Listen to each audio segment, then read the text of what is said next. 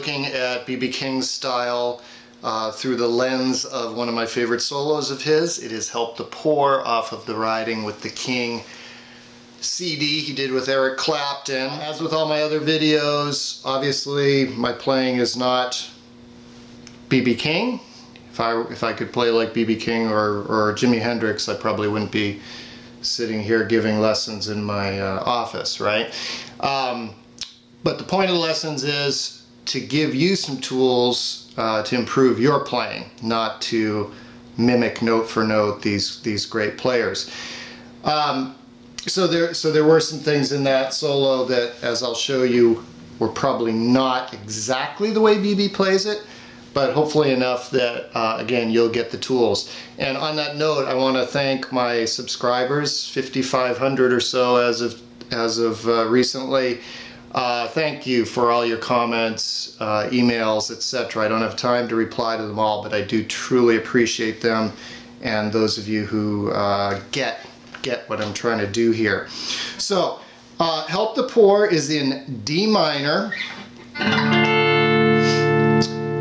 It's a 1-4-5, or the chords are from the 1-4-5, but it's actually reverse order. It actually goes to the 5 first, before eventually going to the 4 G minor. So you've got D minor, A minor, G minor. It's a minor blues, obviously.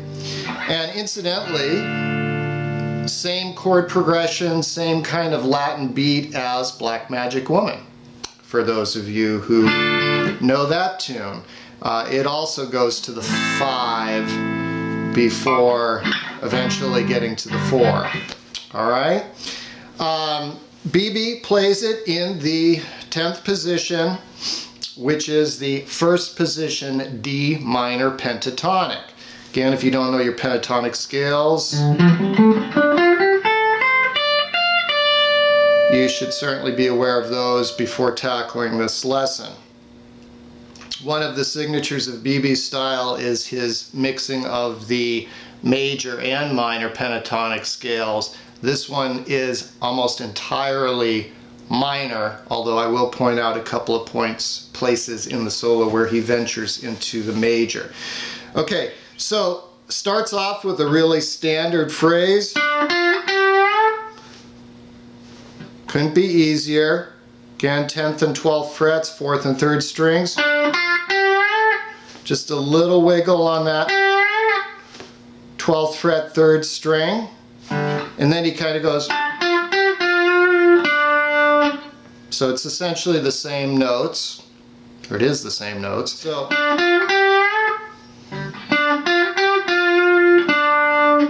okay, then we're going to go up on the first 2 strings, and we're going to, because the pentatonic scale then goes 10 and 13 instead of 10 and 12.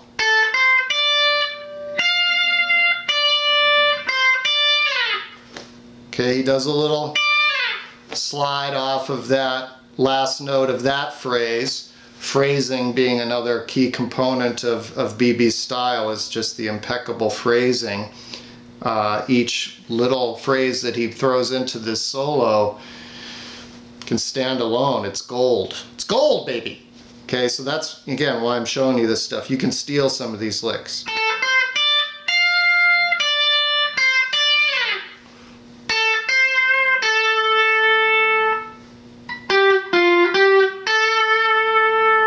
So really easy so far. There's actually a couple of signature features of BB's playing that we need to mention there.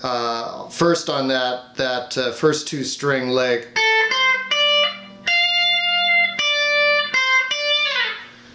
Is the vibrato that he brings to virtually every note, but extra when he's holding the note, right? And vibrato is a technique that's a component of every great player, and it's something you really just have to practice at.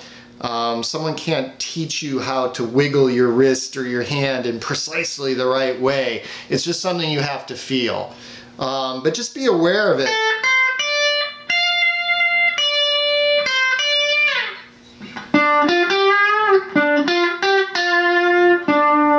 I'm exaggerating a little bit, but work on that. Okay, so we went from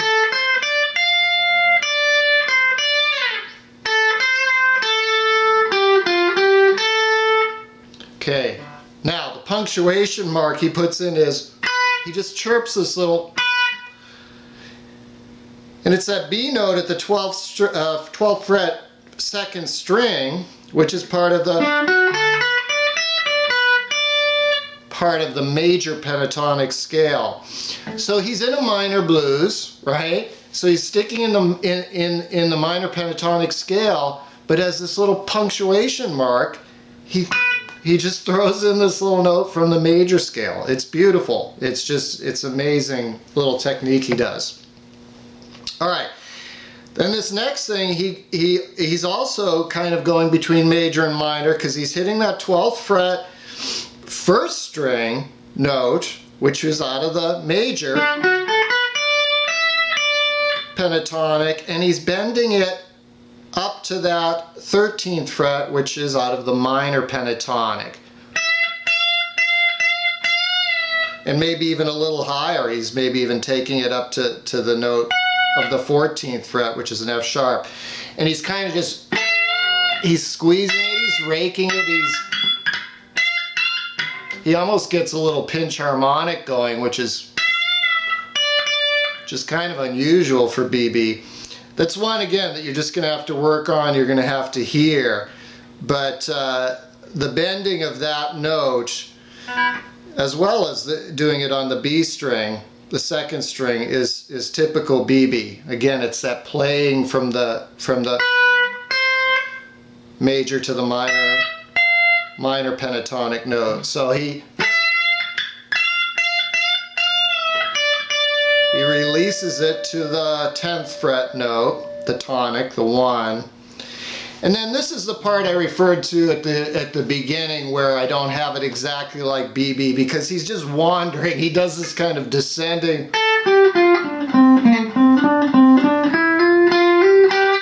He does this little wandering, descending run that's kind of subdued. You know, he backs off in his touch after that really aggressive, screaming, wailing thing. He mixes up the feel by going on this kind of,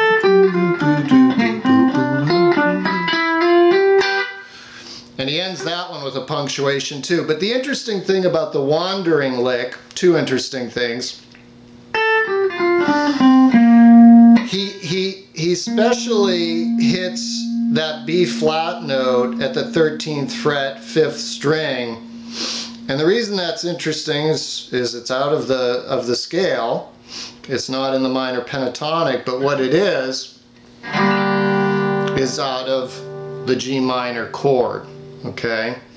It is, in fact, the third in a G minor chord, the B flat note.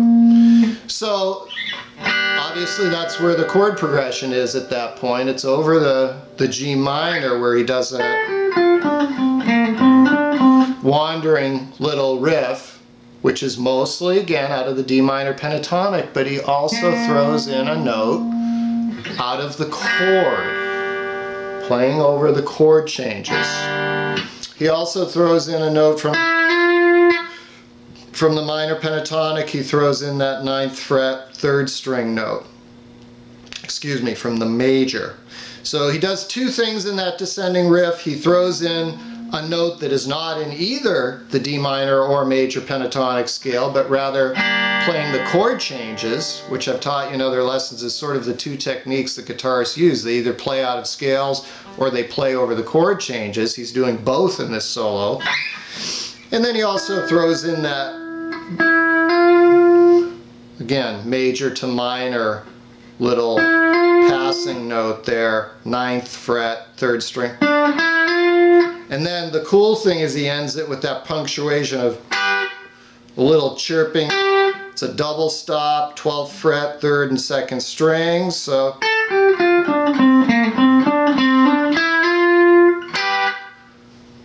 before he's transitioning back to the more aggressive, and he, okay, so that's bending that 13th fret 1st string, quick bend. So bend, release to the 10th, and then he throws in a little punctuation. and he kind of slides off that 12th fret 3rd string.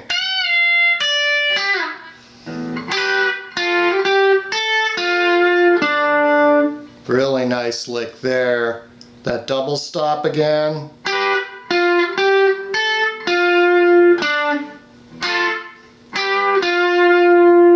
So after that bending note at the 13th and the slide off at the 12th, he does the double stop.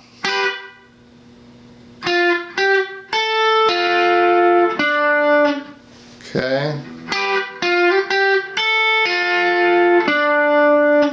And the thing I like about that, a couple of things. It's a cool double stop. But it's that last part that I really want to look at, because what happens when we practice pentatonic scales over and over again? We go up one note at a time, obviously, in a scale, and so then we tend to play that way in our soloing, that we just go up and down and we don't skip notes or skip around. So, you know, instead of BB going, which it sounds like he's playing a scale, he goes, so he skips that 12th fret note, 3rd string, instead sort of plays an arpeggio of the D minor chord. It's really sweet. So just try to be cognizant of that when you're playing. Don't just you know, try to skip around a little bit. And then the last lick is very Chuck Berry-ish almost, with the double stops. So 10th fret double stop, 3rd and 2nd string. And he might be playing the double stop there. It's hard to know on the 12th how much of the B string he's hitting, so it's up to you. Play it however you like. Point, of course, is to give you some tools.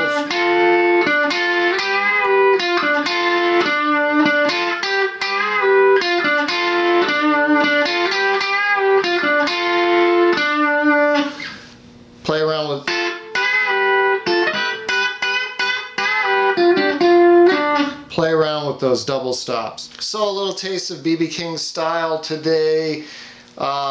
Study his stuff, you know, listen for the vibrato, listen for his mixing of the major and minor scales, listen for those little punctuation notes that he throws in, listen for the beautiful phrasing and the way he alternates between more aggressive wailing licks and the more subtle licks like we saw with that little meandering passage. Hope you enjoyed that today. Thank you for joining me, and I will see you next time.